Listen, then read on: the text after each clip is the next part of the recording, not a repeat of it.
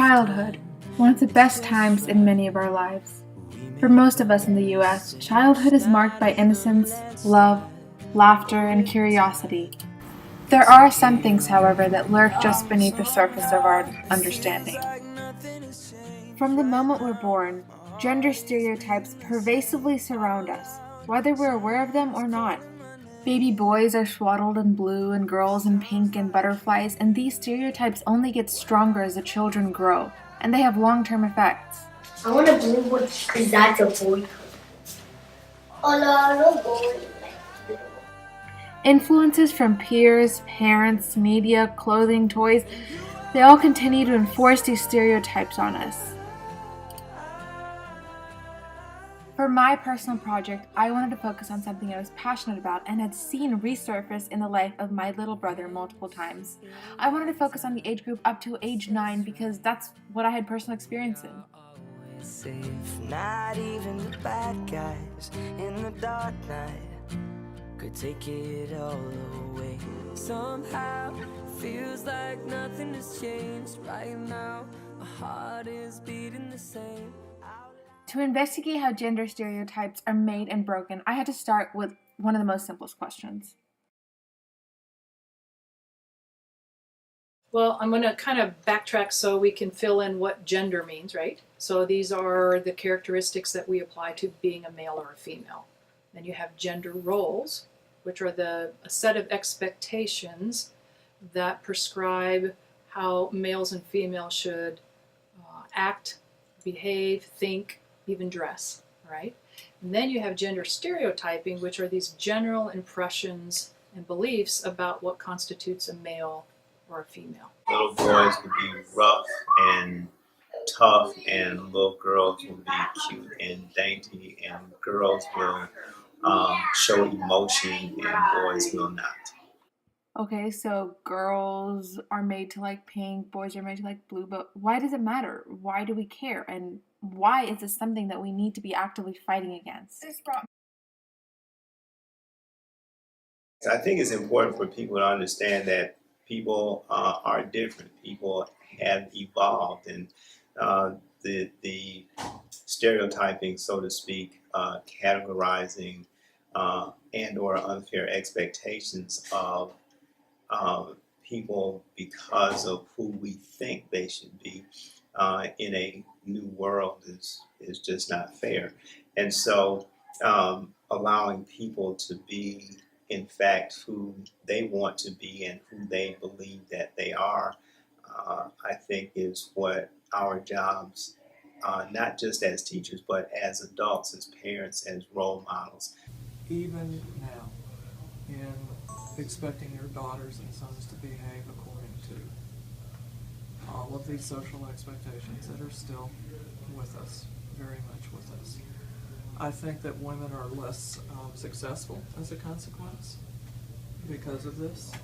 I think their expectations of their own abilities are diminished as a consequence of this. I think men have the edge in this culture as a consequence of this. There are expectations that boys and men are tough guys. You think that serves them well? No. That they are incredibly hard on each other if they don't fit a particular stereotype. And because these roles and traits that are associated with male or female characteristics have certain value in the world, it can be very unequal and therefore affect your ability to reach a certain level of power. So it's really important that we need to talk about this and be open about it. This brought me to my next question. I knew what gender stereotypes were, but how do they develop? How did kids learn these stereotypes? Children are so sponge-like in their curiosity and desire to learn about their world. They will look to other people in their lives, particularly those that they love and respect, to make decisions about, am I behaving like a girl should or like a boy should, right? It's almost like your access to these kinds of resources in order to make a better informed decision. You haven't had that kind of exposure yet. You're not old enough yet. You haven't had the opportunity of a variety of experiences, nor have you been in school that long. where you've been exposed to different kinds of ideas, different positions. From probably infancy to age 7, a child's greatest role models, needless to say, would be their parents and their teachers. She likes a lot of girly stuff. At home, this is where it begins, and so they watch how mom acts and how dad acts, or how the male or female character acts at home. It's a lawnmower. My dad normally does that. I used to have. We do know that for boys, gender stereotyping and gender roles are much more rigid than they are for girls. All right? And it is clear that young boys are raised to believe that the tough guy mentality is the best route to go. All of the images they see early on are rough and tumble. You take what is yours, you take what is theirs. You're very aggressive. Boys don't cry. They go out and get what they want. It's the cowboy, it's the Terminator, it's all of those images that our young boys grow up very young. Even some of the superheroes, right? I mean, they can be pretty aggressive in how they present themselves and get what they need. It's important to understand what kind of concrete ways gender stereotypes can form in a child's mind. It has to be things that they see often, such as clothing, toys, and the media. What role do these things play? Colors matter, toys matter, stories matter, cartoons matter, TV matters, clothing matters. Oh, it's interesting where you do begin to see clothing dictating particular roles and influencing. Anything where you have somewhat of a quote or whatever along those lines. The idea is that it is to inspire somewhat of a comical response, right? You look at it and, oh, isn't that cute or isn't that funny? But those things do somewhat change how someone feels, right? If they have this on. So I think the clothing, those kinds of images that we put out there absolutely make a difference. There's a lot of money that is spent every year on young girls, tiny, tiny little girls in the pageants. Billions of dollars, right?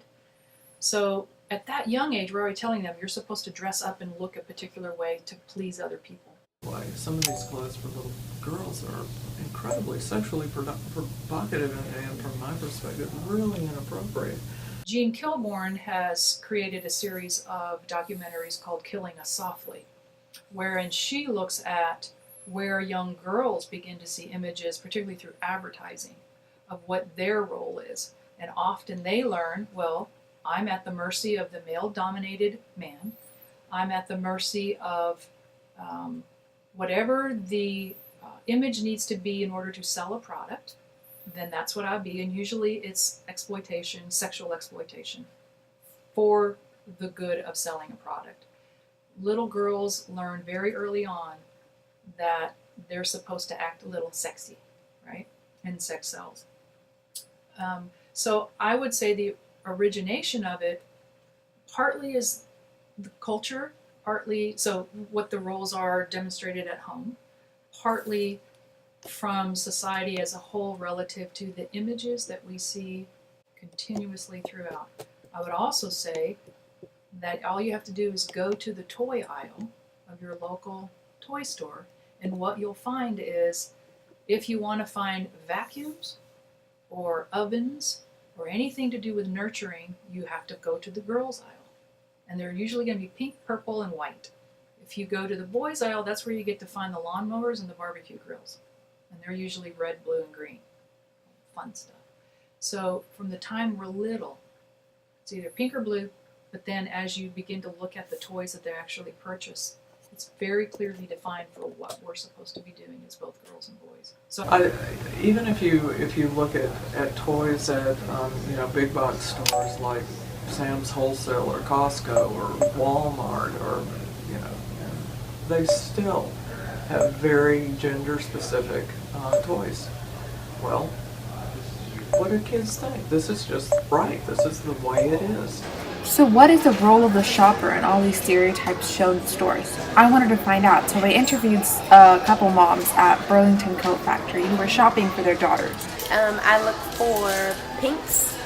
For the 3-year-old, I look for pinks. Soft colors. Well, she thinks pinks and purples and yellows are for girls. for the 3-year-old, but the 7-year-old, she prefers like the Spider-Man and the Ninja Turtles, but that's not available in the girls section. So She likes a lot of girly stuff, and like loves Legos. And now they have the Friends Legos, but we do buy the ones that are more the girls than the spaceships, so to speak. Clothing, toys, these are things that surround the kid, and these were answers that I was expecting a little bit. One aspect of the origins where gender stereotypes come from, the media, had a lot of variation in what the experts had to say. I don't know that the media is at fault for promoting the stereotypes as much as the public is at fault for accepting the stereotypes. I think the media puts out what is there.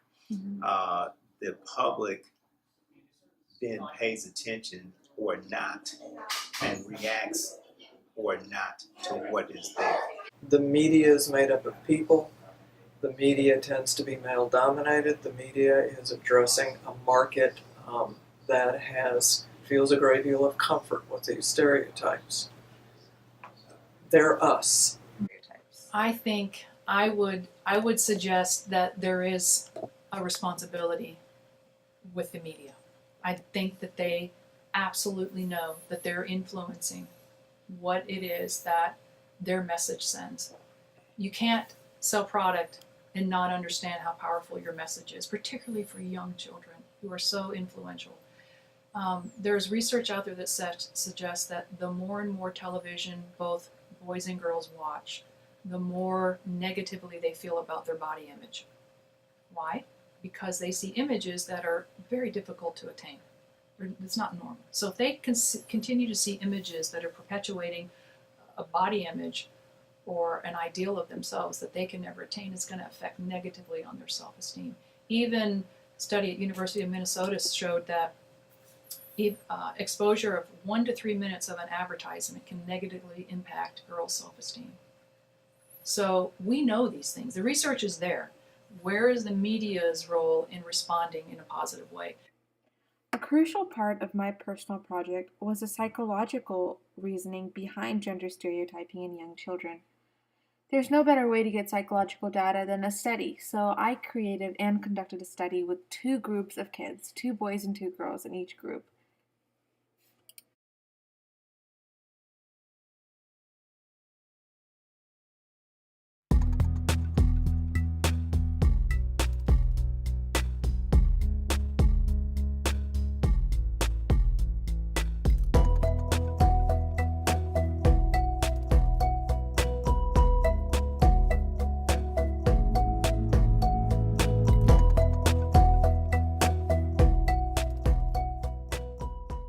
The first part of my study was a card activity where I had little flashcards with images and had the children put up boy or girl, whatever they thought of first.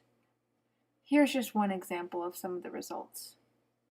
That would be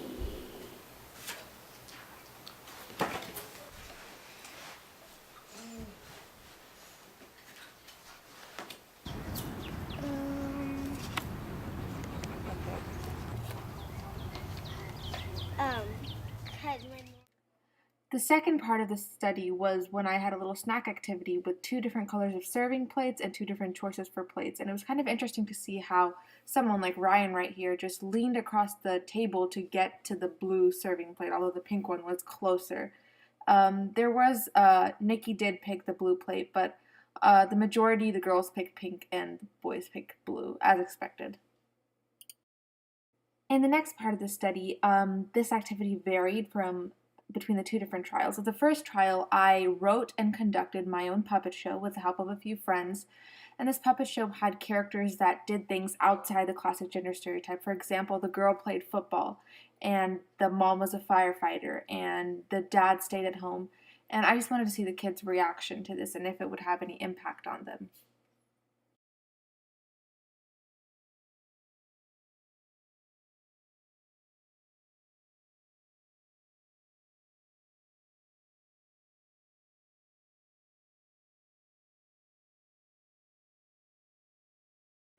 At the second trial of the study, I chose 3 different books that I found on a list online that broke gender stereotypes. and these books were Princess and the Pigsty, The Paper Bag Princess, and William's Doll. And I read this to them and asked them questions about what they thought about each character and each moment in the plot. William wanted a doll. He wanted to hug it and cradle it in his arms. And give it a bottle and take it to the park and push it on the swing and bring it back home and undress it and put it to bed. The final portion of my study involved investigating gender stereotypes in the family environment. In this portion, I just asked them to play family, and I asked them questions about what each of their roles in the household was. Who wakes up first in the morning? I will. Okay. Fix breakfast for kids. Okay. So do these stereotypes have any long-term effects or anything that we can see in later years? Will there be an incredible amount of rhetoric having to do with, if Hillary Clinton is a candidate, with her being a woman? Will there be assumptions made? Will this be an opportunity for all of those attitudes to now be very upfront? So some of the consequences have to do with the glass ceiling still being in place, that women do not make the same amount of money as men. There's still a significant discrepancy in salaries that are paid to women doing the same job as men. These are some of the long-term consequences that, just off the top of my head, we live with now and that haven't changed. This is where the rubber meets the road. I think it affects career decisions, right? I think it affects your partner decisions. I think it affects whether or not you're going to get married or not. I think it's going to affect whether or not you have children or not. This is pretty significant in what you feel like you have the right or you're entitled to do, right? So if you don't feel like you have a choice, then your choices are limited, right? And so that's going to have a long-term effect on your outcomes in life, generally speaking. Globally, females in many cultures are still denied access to education. So what does that do? That gives them a much less chance of being able to pursue whatever career that they might want to, that has any sort of financial status behind it. So they're being limited in that regard. That's how you keep people down, is you don't allow them to become educated, right? Fewer women pursue male-dominated roles or jobs in something along the lines of the STEM field, which is science, technology, engineering, and math, right? So we know that to be the case. We see fewer males in nursing. We see fewer males in teaching. We see fewer males out there volunteering across the board. As far as other long-term effects and where some of this originates, there's a term called the Disneyfication of young girls, meaning that all of these role models are princesses, and ultimately the princess is out there waiting for the Prince Charming to come sweep her off her feet and take care of her, right? So we have to be careful of those images out there and the long-term effects that they subtly have on young girls, right? The Peggy Orenstein wrote Cinderella Ate My Daughter, and she speaks to this whole princess myth and how it really does a disservice to our young girls to imagine that they can't be independent on their own, that they can't take care of themselves, that they're waiting for Prince Charming to come sweep them off their feet. And it sounds silly that this sort of image of a princess can do that, but that is exactly what we're seeing, and it starts very, very early on. Again, when we put children into a box and say that boys only do this and girls only do that, I think that level of, again, stereotyping or showing prejudice, and again, prejudice and racism are two different things, but to show prejudice that boys shouldn't do this, I think it's where the limitations come. I also think it's where the identity struggles in later years will appear. Because if that boy that likes to style the hair of dolls, we become alarmed and say, oh no, boys don't do that. Or the girl that wants to play with trucks and what we consider to be the tomboy, oh, girls don't do that. But what message do we send to that girl, to that boy, about them and who they are and what they enjoy and what brings them joy. And so that there is I would say, a very fine line as to how we approach that. And how do we approach this? How do we move forward? And how do we ensure that we make changes in the coming years? Are we changing for a more positive future? I'd say yes. Do we need to continue to make change? Of course, I would say yes. I think this loosening up of these notions about how children should behave is happening very early on in small ways. And I think that's really, really important. That just as, your question was a good one. Is it important that these attitudes are changed early, or you begin to make these kinds of changes early on in the life of a child? These assumptions, and I think that's very, very important because, as Butterfield said, the minds of the young are a bit more flexible. And so, if this can start early, we have a much better chance of altering this, becoming just the way it is. I think that young people are a lot more androgynous, if you will, in their views and what their roles are. And I believe that they have such power in the social media to affect change much more than they give themselves credit for. And if you want to make your voice heard, if it goes viral on social media, and kids get together and say, "Hey, we're not willing to do this, or support you in your continuation of stereotypes," I think that that's going to make a huge impact. And I think those individuals know that they have to be careful. So yeah, I'm pleased to see where young people stand in this, and I think that their voices are going to have a much more powerful impact as we move forward. So I think there's good news ahead. Yeah. Is there?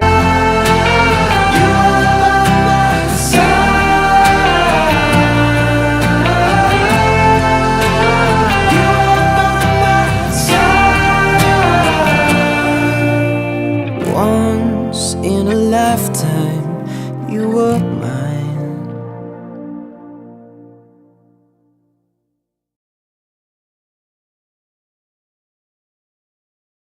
I'm just thinking about it, like, can boys actually like flowers? Can they dry it?